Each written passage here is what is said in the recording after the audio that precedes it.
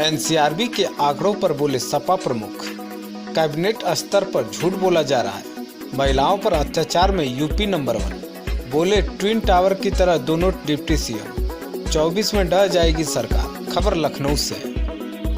Samajwadi party के राष्ट्रीय अध्यक्ष और प्रदेश के पूर्व मुख्यमंत्री अखिलेश यादव आज लखनऊ में एक पुस्तक विमोचन कार्यक्रम में पहुंचे। यहां पर उन्होंने कमल किशोर की पुस्तक भागीदारी का संघर्ष का विमोचन किया। आज जारी हुई एनसीआरबी के आंकड़ों को लेकर पूर्व सीएम ने कहा कि कैबिनेट स्तर पर झूठ बोला जा रहा है। महिलाओं पर अत्याचार में यूपी नंबर 1 बन चुका है। यूपी के दोनों डिप्टी सीएम ट्विन टावर की तरह हैं। ट्विन टावर की तरह बीजेपी सरकार 2024 में चली जाएगी। सीएम को न बोलना पड़े तो झूठ बोलने के लिए 2 डिप्टी सीएम रखे गए। यूपी का स्वास्थ्य महकमा बर्बाद हो चुका है। ये तब जब प्रदेश में दूसरी बार भाजपा ने वापसी की है। केशव मौर्य के वायरल ट्वीट पर पूर्व सीएम ने कहा कि दिल्ली से जो लिख कर आता है वही ट्वीट करते हैं। सीएम के करीबी नोएडा कमिश्नर लूट रहे हैं मजाक। देखिए रिपोर्ट। उत्तर प्रदेश सबसे आगे दिखाई दे रहा है।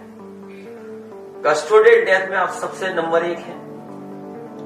कोई दिन नहीं बचता हफ्ते 10 दिन में जहां पर एक सूचना नहीं मिल जाती कि थाने में पीटने की वजह से या थाने की पुलिस की लापरवाही की वजह से किसी की जान चली गई हो। और अब तो ये स्थिति पैदा हो गई है कि पुलिस के लोग धमका देते हैं, लोगों की जान चली जाती है। और अगर आप पुलिस से न्याय मांगने जाओगे तो हो सकता है पुलिस आपसे पैसा वसूल ले, आपके ऊपर मुकदमा दर्ज कर दे।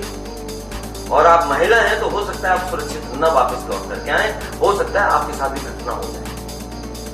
इतना पुलिस को बदनाम करने का काम अगर किसी ने किया है तो ये भारतीय जनता पार्टी की सरकार उत्तर प्रदेश की। और लूट को लेकर के, वसूली को लेकर के थानों में तय होता है कि कितना लेना है कितना नहीं लेना है। आप यहाँ बैठे हैं, मुख्यमंत्री आवास भी बगल में है। आप जितने भी ठेला लगाने वाले हैं उनसे पूछ के आइए, बोलो आपसे पुलिस पैसा वसूल रही है कि नहीं वसूल रही। एक एक ठेले वाले से पैसा वसूल रही है सरकार। और गांव देहात में चले जाओ, अगर थाने चले गए तो हो सकता है आपकी जेब खाली कर दे पुलिस। झोला छाप चिकित्सक के इलाज से गर्भवती की मौत। खबर गाजीपुर से निकल के सामने आ रही है। कासमाबाद कोतवाली थाना क्षेत्र के धरवार कला स्थित एक निजी अस्पताल में प्रसव के लिए भर्ती महिला की तबीयत बिगड़ने पर मंगलवार की सुबह मऊ जिला अस्पताल ले जाते समय रास्ते में मौत हो गई। मौत के बाद परिजन शव को लेकर कासमाबाद कोतवाली पहुंचे। पुलिस मृतका के पति के तहरीर पर चिकित्सक के खिलाफ प्राथमिकी दर्ज कर शव को कब्जे में लेकर पोस्टमार्टम के लिए भेज दिया।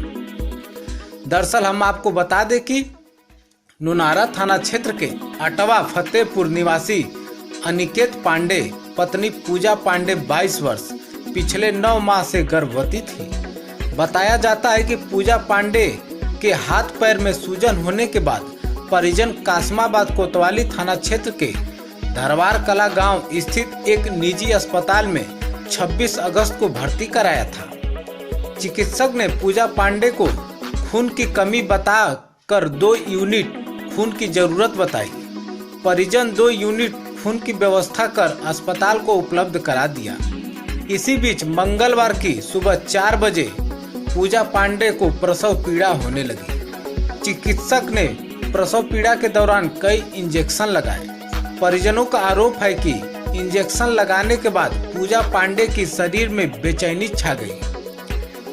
चिकित्सक ने तत्काल गाड़ी की व्यवस्था करने को कहा और मऊ अस्पताल में भर्ती कराने का सुझाव दिया।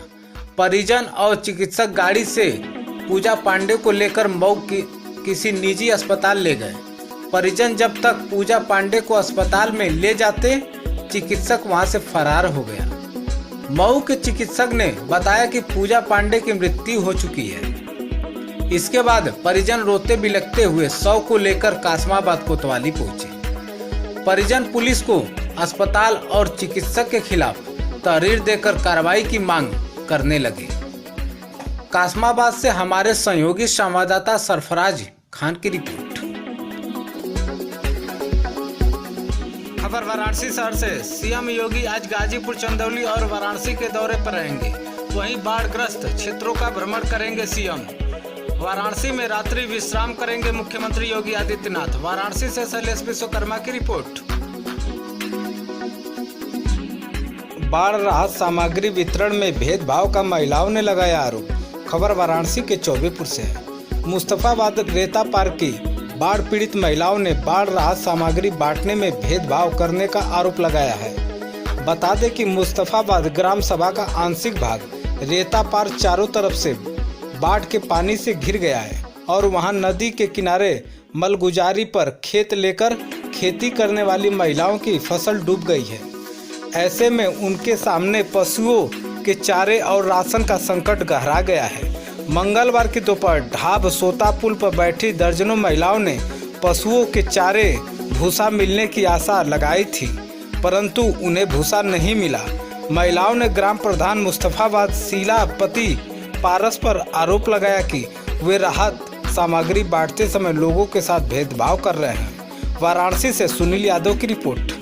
डूब जाती है, लगान इनको जो है किसानों को देना पड़ता है। पूरा लगान आप लोग हाँ देना पड़ता है, बूढ़ जा चाहे कुछ भी हो, मन के लगान देना है। जितना मिली अपन ले लेंगे लोग ना, फिर भी लगान हमने के देवे के होला। 10,000 12,000 15,000 जैसा। हाँ नहीं ना मन ना पूरा लगान देवे के है। सब लगान देवे के। हाँ चाहे कुछ भी करा सब देना होता है। उनके 1-1 बीघा। यहाँ इन लोगों का कहना है कि जिस किसान से खेत लेकर ये लोग खेती करती हैं उनको जो है बुड़ जाए बह जाए, लेकिन उनको जो है लगान ये लोग देना पड़ता है। अगर ये लोग लगान नहीं देंगी तो अगले साल से इन लोगों को वो किसान खेत नहीं देंगे, इसलिए मजबूर होकर इन लोगों को कर्ज लेकर लगान जो है चुकता करना होता है। सरकार की तरफ से इन लोगों को कोई भी सहायता नहीं मिलती है। Sunil Kumar Yadav, state media news, Varanasi. Varanasi के बड़ा गांव थाना क्षेत्र के कुसमुरा गांव निवासी 2 युवकों का राजस्थान में एक सड़क दुर्घटना में मौत। परिवार में मचा कोहराम।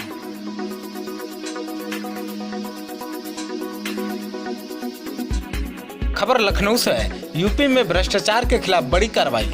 22 जगहों पर एक साथ इनकम टैक्स का छापा। लखनऊ, कानपुर समेत दिल्ली में चल रही है रेड। कई भ्रष्ट ब्यूरोक्रेट इनकम टैक्स के रडार पर। कई विभागों में कार्यरत भ्रष्ट अधिकारी इनकम टैक्स के रडार पर। आइए देखें रिपोर्ट।